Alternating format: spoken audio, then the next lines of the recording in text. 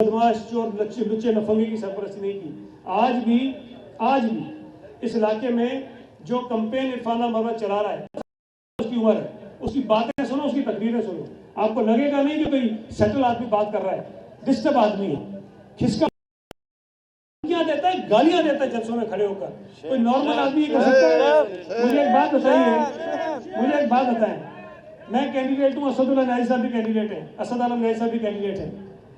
वो यहाँ खड़े हो जाएं और कहें ओए मैं तो लोगों के कपड़े उतारता फिर रहा हूँ, और मैं तो माँ बहन की गालियां देता हूँ, मैं तो लोगों को गोलियां मारता हूँ।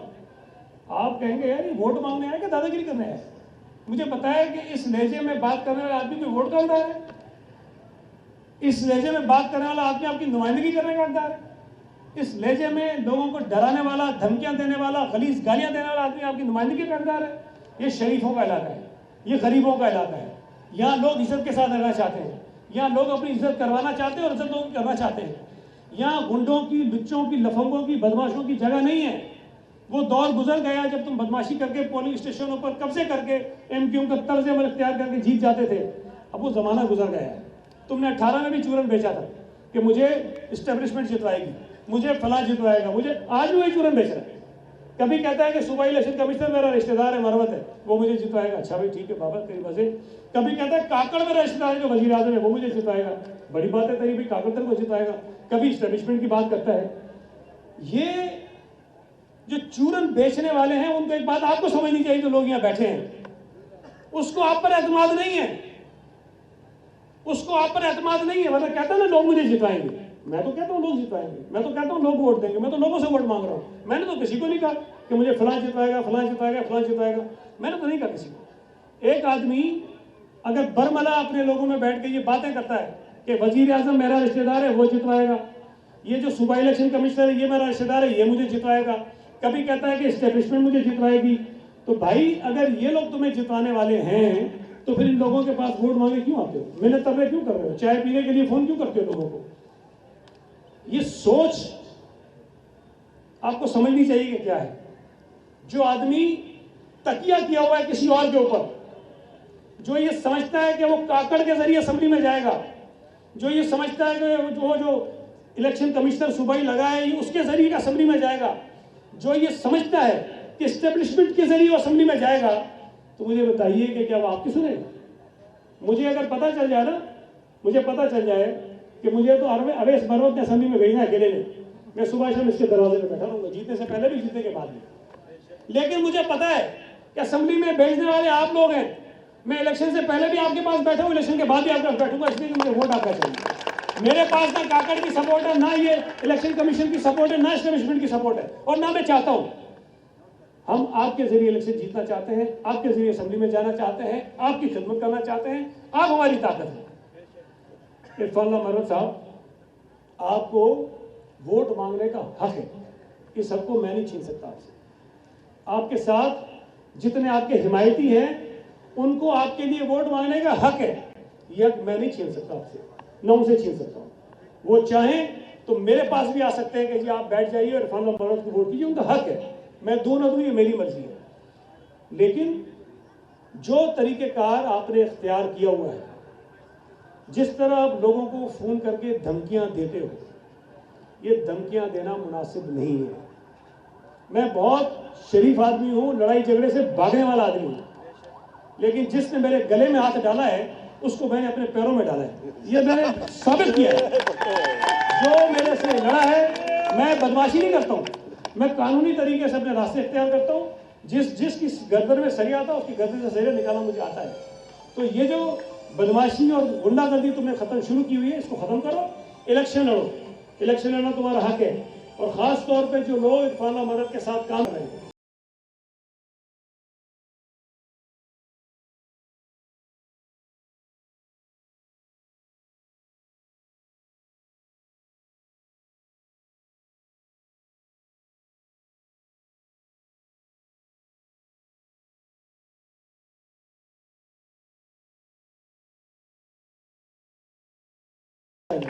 इंतखाबात की वजह से आपकी गली मोहल्ले में आपस में झगड़े नहीं होने चाहिए।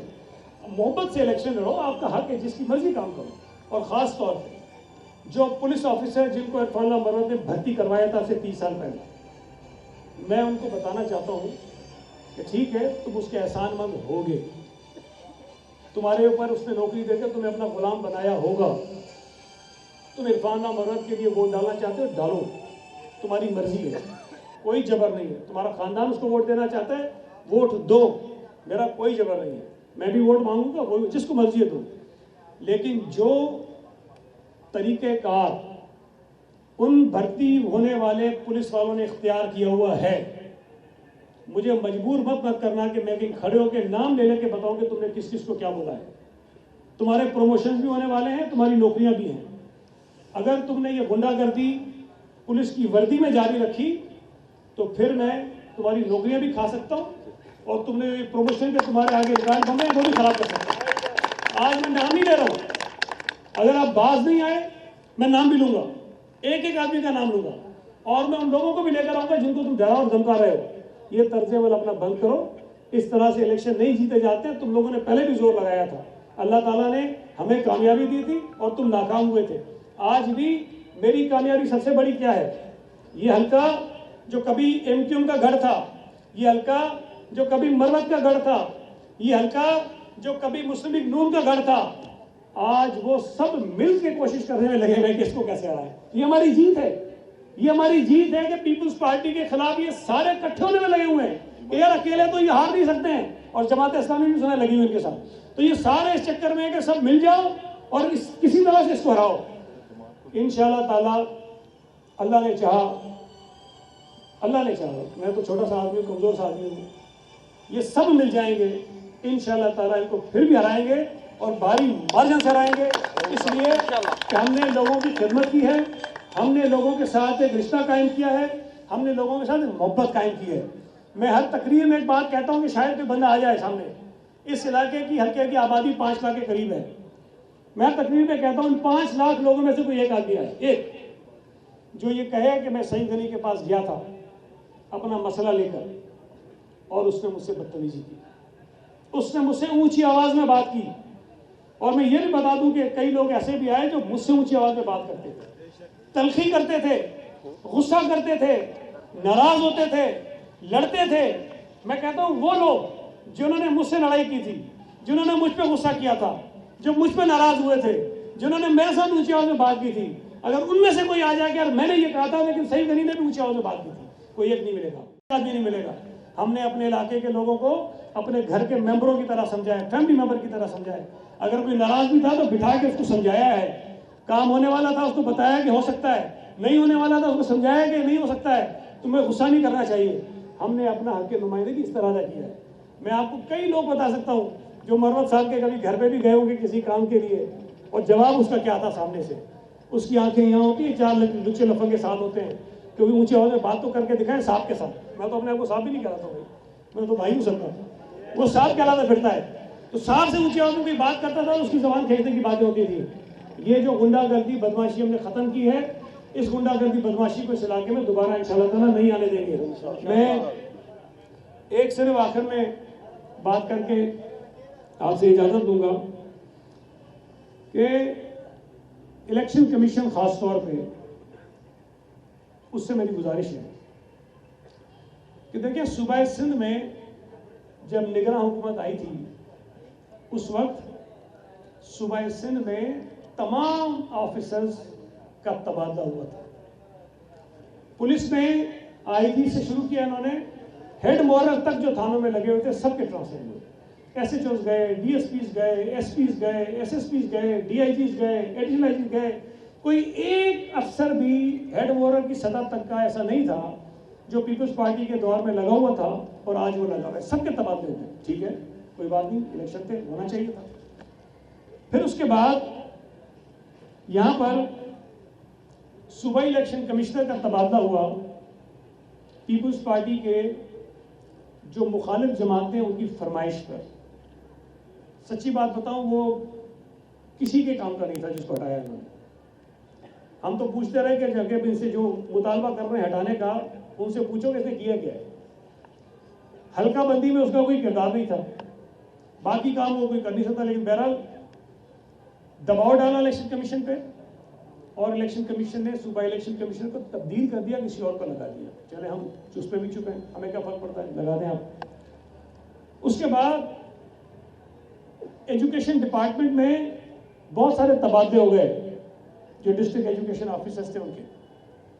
पीपल्स पार्टी ने शिकायत की इलेक्शन कमीशन में कि भाई ये क्या हो रहा है, एक दफ़ा जब सारे हो गए दोबारा क्यों हो रहे हैं, और ये हमारे मुखालिफों की फरमाइश पे हो रहे हैं। उन्होंने सारे तो नहीं कैंसिल किए, लेकिन जो उसमें से आरोज लगे थे उनके ऑर्डर कैंसिल कर दिए। चलो आपकी मर्जी थी। फिर उसके बाद सूबा सिंध के 8 SSPs के तबादले हुए पीपल्स पार्टी के मुखालिफिन की फरमाइश पर। हमने शिकायत की इलेक्शन कमीशन में, उन्होंने कहा जी हम नहीं होने देंगे, ये गलत है, हम नहीं होने देंगे, हमने रोक दिया। 2-4 दिन पहले वो भी हो गए। सवाल ये पैदा होता है कि जब केयर टेकर हुकूमत होती है या जब इलेक्शन के माहौल होता है तो तमाम जमातों को यकसा माहौल मिलना चाहिए। हम ये बिल्कुल नहीं कह रहे कि हमारी मर्जी के अफसर लगाओ, हम ये नहीं कह रहे कि हमारी मर्जी का सूबा इलेक्शन कमीशन लगाओ, हम नहीं कह रहे कि हमारी मर्जी की पुलिस में लोग लगाओ। जो तुमने लगा दिए, हम आदमी इस किस्म के माहौल में इलेक्शन लड़ देंगे, हम लड़ जाएंगे, कोई मसला नहीं है। लेकिन जो दबाव डाल के नाजायज तरीके के फैसले हमारे मुखालिफिन की फरमाइशों पर किए जा रहे हैं, इससे इलेक्शन कमीशन अपने आप को मुतनाज़ा बना रहा है। ये इस तरह से नहीं होना चाहिए।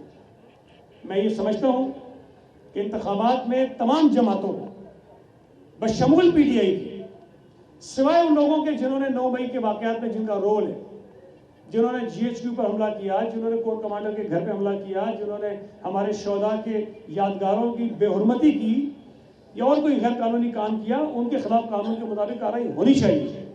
लेकिन बतौर सियासी जमात PTI को भी हक मिलना चाहिए कि वो इंतखाबात में हिस्सा ले। और उसकी वजह यह है कि मैं ये बात क्यों करता हूँ। देखिए, PTI मैदान में नहीं होगी।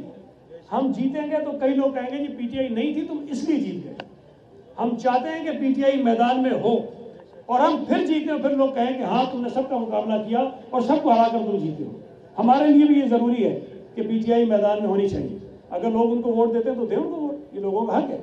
तो इंतखाबात को साफ और शफाफ बनाने के लिए बहुत ज़रूरी है कि तमाम जमातों को लेवल प्लेइंग फील्ड मिलनी चाहिए।